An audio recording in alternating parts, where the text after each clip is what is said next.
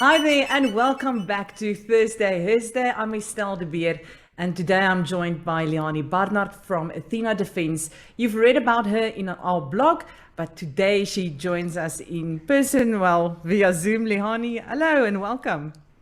Hi, Estelle. Thanks for having me. So, Leanie, what is situational awareness? So it's basically just about being conscious of your and being aware of your surroundings, knowing what's going on around you, being aware of the people that are around you, where you are, location-wise, just being aware of the different behavior of people. What does situational training entail? So I think there are lots of different ways, but for me, what's most important is just it's a mindset. It's a change in your mindset, deciding to be more aware. So you can start with being by observing people. For instance, when you're in a coffee shop or at a restaurant, have a look at the people around you. Start by recognizing what is normal behavior so that you can recognize someone that is out of place. Just start training yourself to see what is out of place and what looks strange to you. Then, second of all, you can start training yourself to identify entrances and exits. By that I mean, if something was to happen, what will you do? Where will you exit? Where will you go to? What will your first response be? So this brings me to something that we call the OODA loop. The OODA loop is the different 4 stages of decision making. So it's spelled OODA, and the first O stands for observation. So first of all, start training yourself to observe your surroundings. Look around, identify possible threats, be aware of where you are and what you're doing and what the people around you are doing. The second one is orientate yourself. Have a plan. Think, okay, if there is a possible threat, this is my nearest exit. This is what I'll do. Just start being aware, start thinking about next steps. Number 3 is decide or decision. Once you've identified a threat and you've made the choice or the decision to do something about it, that is the D. And then number 4 is when you act on that.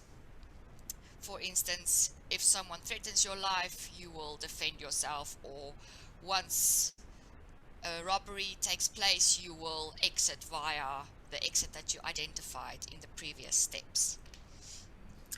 You want to be proactive. You don't want to be caught unaware. That is the last place where you want to be.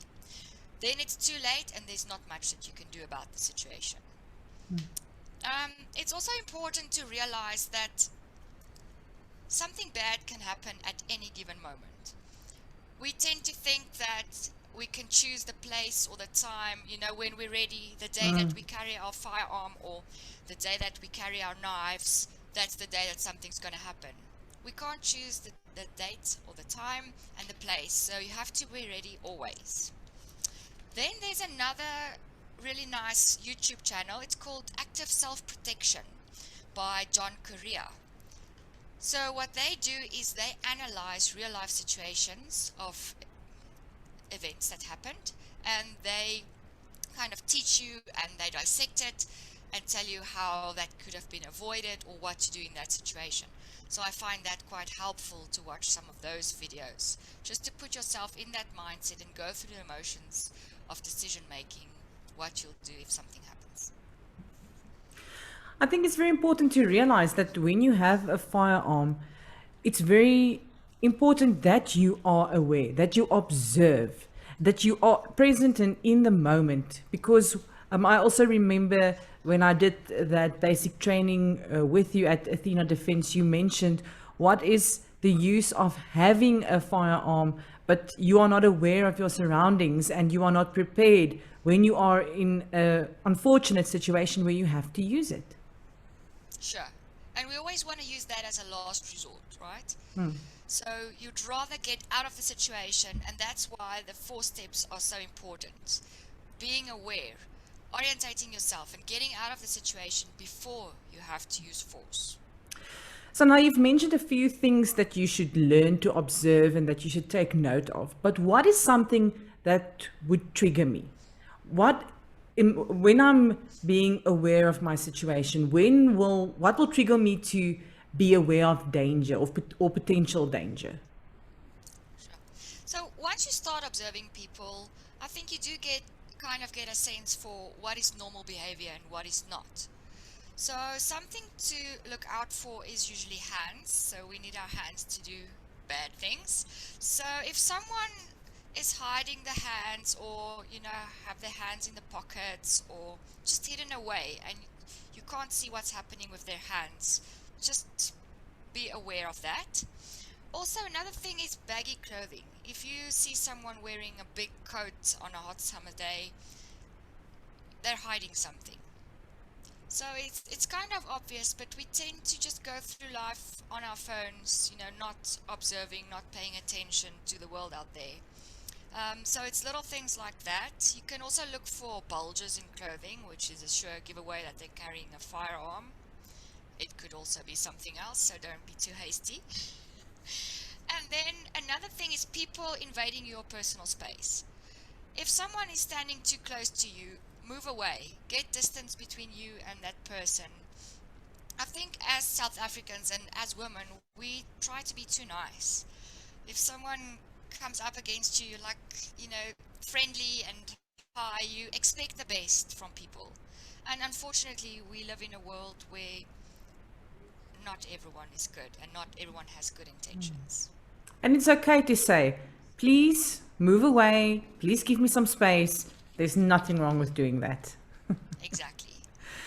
Leanie, can you give us some tips? Just some everyday tips for being safer generally, especially for the ladies.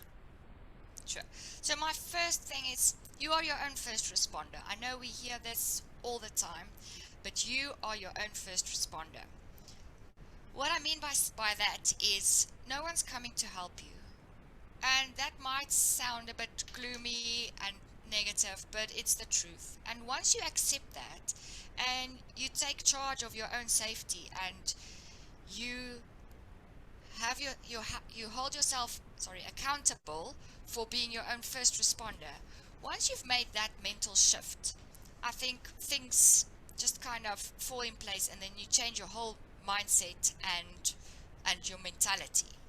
So little things that you can tweak in your own life is silly things like reverse park at home. When there is a threat or an emergency situation, you don't need to figure out how to reverse down your driveway without hitting the gate or the cat or the wall. Little things like that. Because if you're in a stressful situation, you are not going to focus on fine motor skills and things that we normally struggle with in everyday life. So make it as easy as possible for yourself to get out. So that's our first thing, right? We want to get out of the dangerous situation. I know some people get really brave and say, I'm going to shoot them to pieces. Get out. If there's a way to escape, take that. Yes. Number 2, if you're in a restaurant, choose a place where you sit with your back to the wall. Don't sit with your back towards the entrance. Then you can't see who's coming in and who's going out. Always give yourself a nice vantage point to see all the exits, to see most of the restaurant or coffee shop, so that you can see what's going on. I think another big thing for all of us is cell phone. Be in the moment, be present. Put down your phone. You can check your messages at home or your social media. That is really one of our biggest problems, is being on our phones all the time, even in restaurants. I mean, you're a sitting duck and you are preoccupied. You're making yourself an easy target. Sure, I think that's a big one for every one of us, hey? Yes.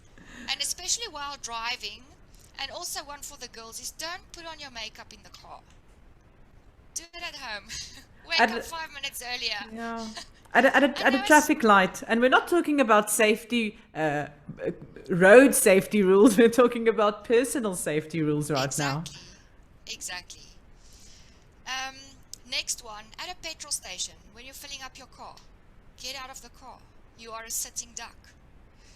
Get out of the car, don't be on your phone, stand up and check your surroundings.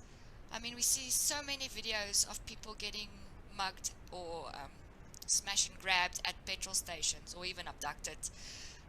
Just to get out of the car. It's quite an easy one. Sorry, I'm just checking my notes. Oh, next one. Be aware of transitional spaces. That's also a very important one. When you come out of the shop, I know sometimes I'm also guilty of this. Have your keys ready, because you're an easy target. People sit there watching the store. They know you're going to come out, hands full of packages. Get your keys ready. Don't walk straight up to your car and then start looking for your keys. You are making yourself an easy target. So that one's really important as well. And then the last one is be aware of where you park. We tend to think that there's safety in numbers. That is not true. Park somewhere where you can see your car and whatever's around your car. What I mean by that is don't park in when you can choose, park somewhere where you don't park between two cars where there's no bushes to hide, things like that. So when you approach your car, you have a clear view of what's going on. I wish I listened to you earlier, because last year I was not paying attention. I got out of my car, I was on my phone, it was weekend, I was ready for a braai, and when I came back 10 minutes later, my car was gone. And I parked in the middle, it was so busy, so probably what must have happened is there must have been someone next to my car ready to go, and just because I was not being aware, I'm not saying it's my fault my car was stolen, but if I was more aware, I could have perhaps prevented that. So it's a very important tip. Sure. And then, sorry, there's one last thing. We still hear so many reports, especially in our security village, so many reports of valuables being stolen out of cars. Hide your valuables. Don't put your laptop on your seat. Don't put your handbag on your seat. People see it. You won't get smashed and grabbed if they don't see what they want before they smash your window. They're not going to just smash and hope. You know, they identify what they want before they smash your window. So put it away. Easy. Leanie, thank you so much. You've shared some valuable information with us today. I really want to encourage ladies also to join Athena Defence and join you on a course. If they want more information, if they want to get in contact with you, how can they do that? So we have a website, so it's www.athenadefence.co.za, or you can mail me at Leanie, Leanie, at athenadefence.co.za. We have lots of upcoming courses. We'll update the website soon. And we do offer courses for both men and women, but sometimes we like to focus only on women, just to give them a space where they can relax and learn without any men looking over their shoulder. Thanks, Leanie. Keep well. Goodbye. Thanks, Stella.